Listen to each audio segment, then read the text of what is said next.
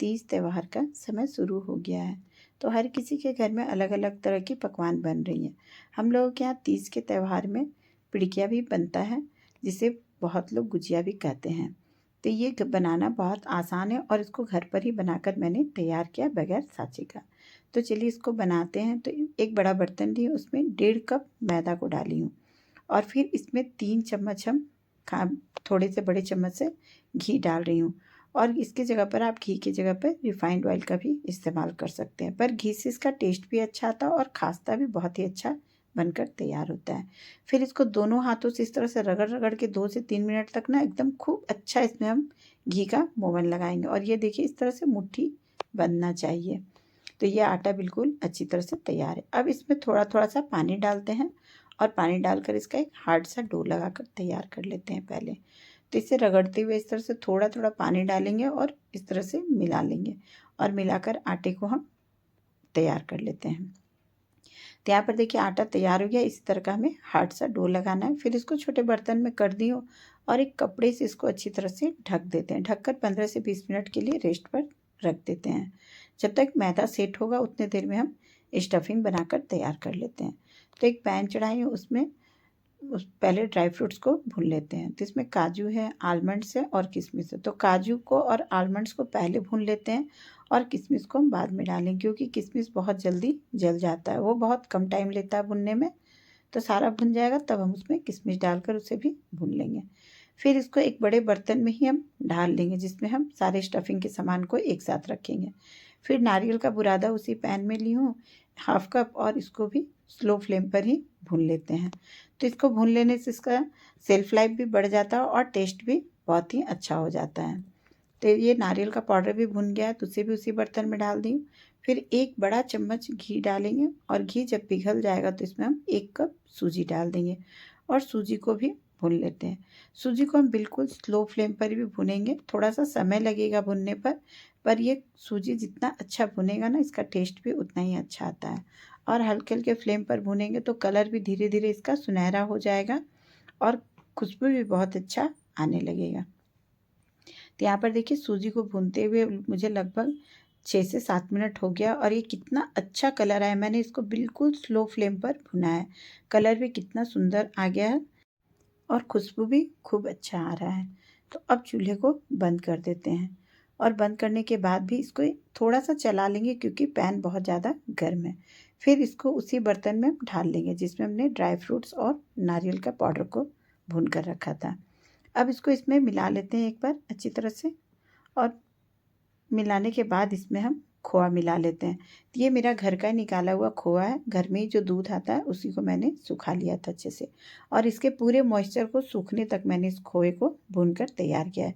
तभी पिड़किया लंबे समय तक अच्छा रहेगा। अगर इसमें मॉइस्चर रहेगा तो फिर पिड़किया जल्दी ख़राब होने का डर रहता है।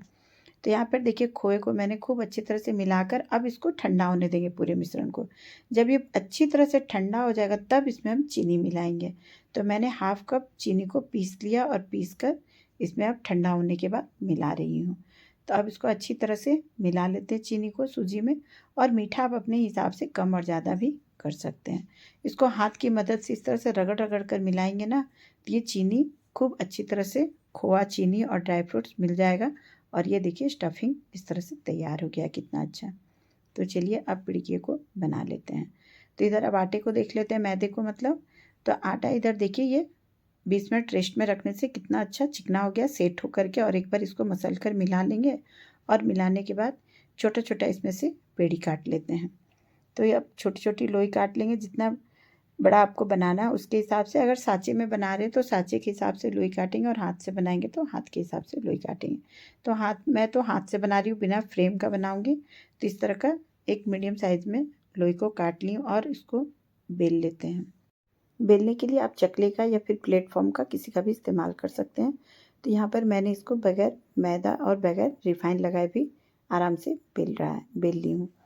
तो आप चाहे तो अगर दिक्कत हो तो सूखा मैदा भी लगा सकते हैं या फिर थोड़ा घी से चिकना भी कर सकते हैं।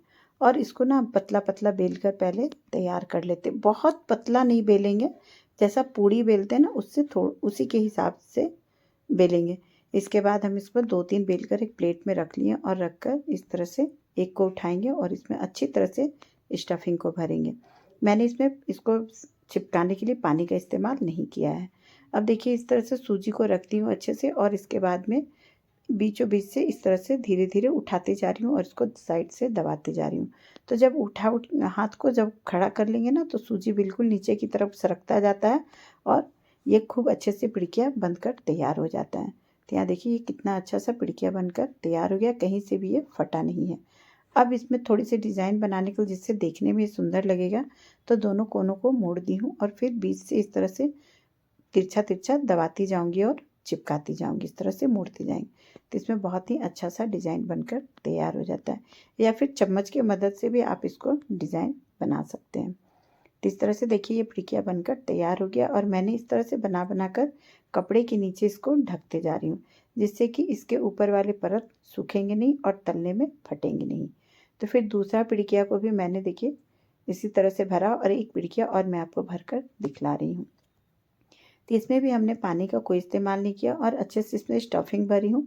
और देखिए आप बीचों बीच से इस तरह से पकड़ेंगे और दबाते जाएंगे और धीरे धीरे हाथ को खड़ा करते जाएंगे, जिससे सूजी सामने नहीं आएगा। वरना क्या होगा कि सामने में सूजी लग जाएगा तो ये अच्छी तरह से चिपकेगा नहीं और तेल में जाने से ये खुल जाएगा। तो इस बात का हमें ध्यान रखना है। तो इस तरह से दबा लेंगे और दबाकर फिर इसके इसी तरह से दोनों कोने को हल्के से मोड़ देंगे और मोड़ने के बाद में उसी तरह से तिरछा तिरछा इसको हम दबाते जाएंगे और एक अच्छा सा डिज़ाइन बनाकर तैयार कर लेंगे।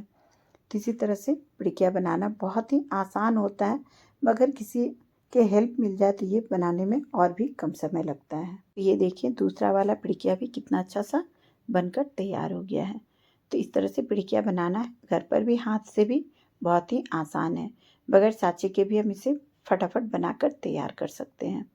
तो इसी तरह से मैंने देखिए कुछ पिड़किया को भरकर तैयार कर लिया है और देखिए कितना अच्छा ये फूला फूला पिड़किया बनकर तैयार हो रहा है। तो इसी तरह से हम सारी पिड़किया को बनाकर तैयार कर लेते हैं और सारे को हम कपड़े से ढक कर ही रखेंगे। तो यहाँ देखिए सारा पिड़किया को मैंने भर लिया है। अब चलिए कढ़ाई की तरफ में चलते हैं। तो कढ़ाई को मैंने गर्म किया है तेल डालकर, तेल में घी में आप किसी में भी इसको तल सकते हैं। तो आप तेल को ना मीडियम गर्म रखेंगे, बहुत ज़्यादा इसको गर्म नहीं करेंगे, वरना बहुत ज़्यादा गर्म तेल में डालेंगे तो इसके ऊपर एकाएक पूरा बबल्स आ जाएगा, पूड़ी जैसे फूलता है ना उस टाइप का ये फूलने लगेगा। इसलिए मीडियम मतलब हॉट रखेंगे तेल को और इसके बाद इसको हम अलट पलट करके इस तरह से तल लेंगे।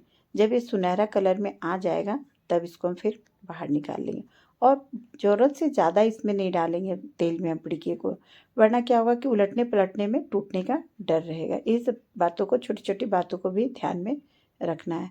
तो इसी तरह फिर सेकंड बैच का भी डालते हैं और सेकंड बैच को भी उसी तरह से हम उलट पलट करके तल लेंगे और जब सुनहरा कलर आ जाएगा तो इसको वापस निकाल लेंगे। तो देखिए मैंने इसी तरह से सारे पिड़किया को तल कर बाहर निकाल लिया और एक भी पिड़किया मेरा फटा नहीं है, टूटा नहीं है, ना तेल में जाकर ये बिक रहा है और कितना अच्छा ये पिड़किया बनकर तैयार हो गया। तो यहाँ पर मैं एक पिड़किया तोड़ कर भी दिखलाती हूँ कितना ये खास्ता बना है और बहुत ही अच्छी तरह से अंदर में स्टफिंग भी भरा हुआ है। तो यहाँ पर देखिए बिल्कुल भी अंदर में तेल नहीं गया। तो है ना पिड़किया बनाना घर पर बहुत ही आसान, बगैर फ्रेम के भी। तो इस तरह से पिड़किया को हम बना लेंगे और ठंडा करके एयरटाइट डब्बे में भर कर रख देंगे। अगर बच्चे लोग बाहर रहते भी हैं तो आप उन्हें भी इस तरह से बनाकर हॉस्टल वगैरह में दे सकते हैं, ले जाकर वो रख सकते हैं और लंबे समय तक एंजॉय कर सकते हैं। तो वीडियो पसंद आई हो तो वीडियो को लाइक शेयर और कमेंट करिएगा और फिर मिलते हैं अगली वीडियो में। तब तक के लिए बाय बाय फ्रेंड्स।